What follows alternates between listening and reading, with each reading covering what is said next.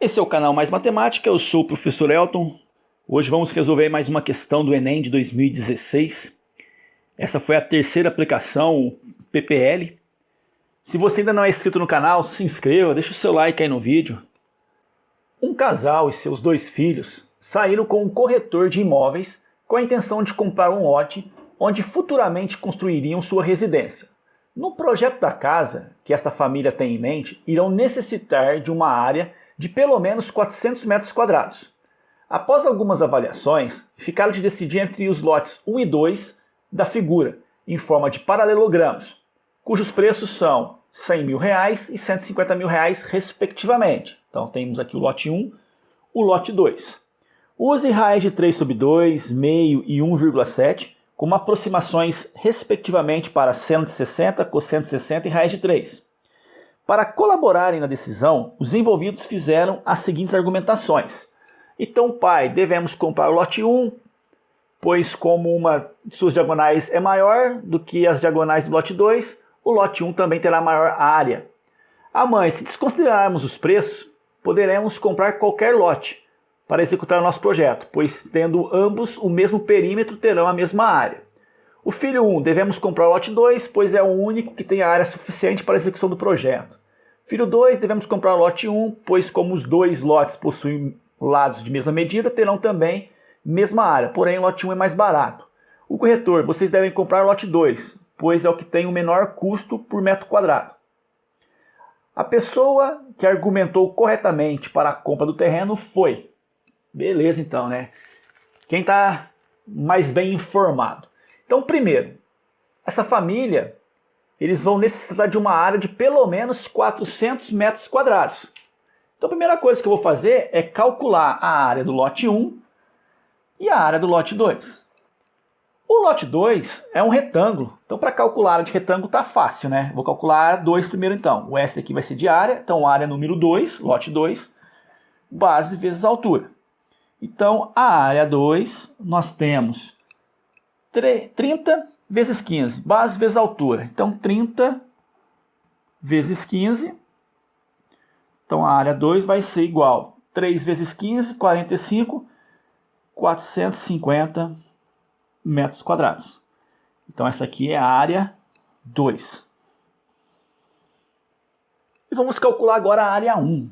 A área 1 é um paralelogramo. Tá? Para calcular a área de paralelogramo, é a mesma fórmula do retângulo, base vezes altura. A base aqui eu sei que vale 30, mas a altura, que é a distância entre as duas bases, eu não tenho.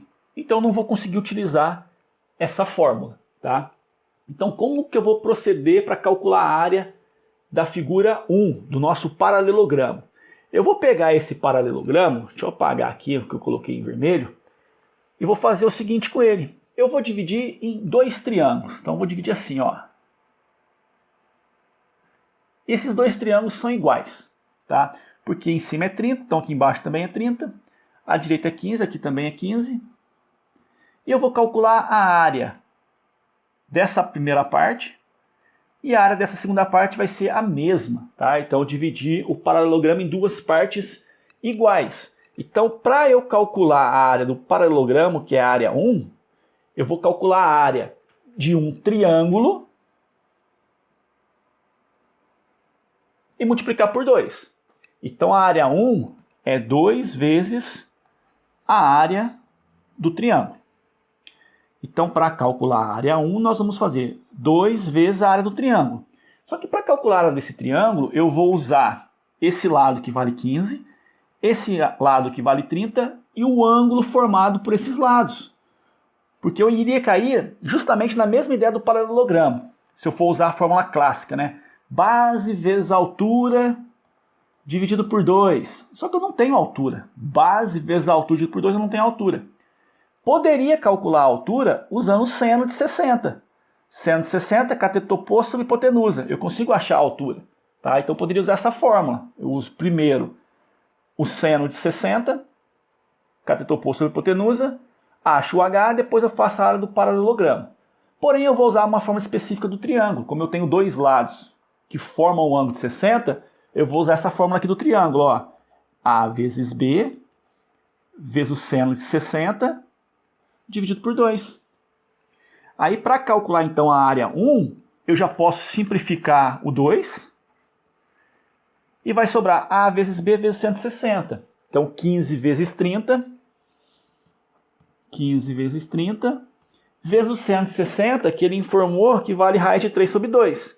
Tá? Só que a raiz de 3 é 1,7. Então, já vou colocar assim, ó, 1,7 sobre 2. Então, a área 1, como eu não tenho espaço suficiente, deixa eu ver quanto que deu aqui.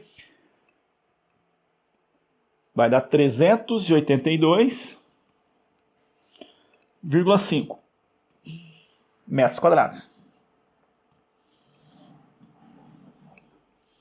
Então, primeiro, que o lote 1 não satisfaz essa condição de 400 metros quadrados, pelo menos. Então, já vou descartar o lote 1, eles têm que comprar o lote 2. Quem argumentou de maneira correta, tá? Devemos comprar o lote 1? Não. Qualquer lote? Também não. Devemos comprar o lote 2, pois é o único que tem área suficiente. Ok, por enquanto ficou um filho 1. Filho 2, lote 1? Também não. O corretor, vocês devem comprar o lote 2, pois é o que tem o menor custo por metro quadrado. Bom, eu até poderia pensar no custo por metro quadrado, né? Teria que pegar o valor de cada lote e relacionar com a área dele. O problema é que eles não vão comprar o lote 2 por ter o menor custo. Eles vão comprar o lote 2 porque tem a área suficiente. Então eu vou descartar o corretor, eu marcaria a letra C, o filho 1.